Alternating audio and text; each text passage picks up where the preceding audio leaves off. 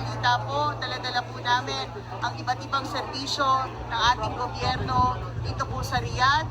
At meron din po tayong saya o konsyertong dadalhin. Pero isa pa pong sorpresa para sa inyo, hindi lang po kami sa Riyadh pupunta. Pupunta rin po kami sa Alcobar at sa Jeddah.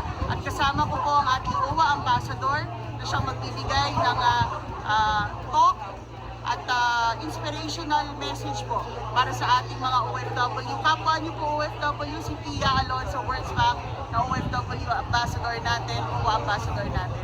Isa pa po, kung maaari lang po, ay i-renew niyo po ang inyong OWA membership at kumuha, libre po ito, ang OWA e-card. Ngayon, pag nag-renew po kayo, meron na kayong e-card at meron pa kayong digital card na nasa e-gov app po ninyo. Ano mo makukuha nyo dito? Siyempre, bilang miyembro ng OWA, mas protektado po kayo. Alam nyo na po ito, yung iba't ibang benepisyo ng OWA, including scholarship po para sa inyo po mga dependents. Pero, ngayon po, under the President, ito pong OWA e-card, gagawin na po natin siyang diskwento card para sa mga OFW.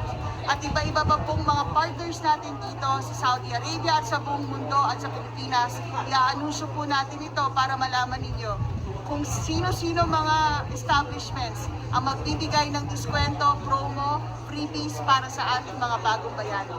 Again, mula sa OWA, ang puso ng tahanan ng OFWs, mabuhay po kayong lahat. Maraming salamat po.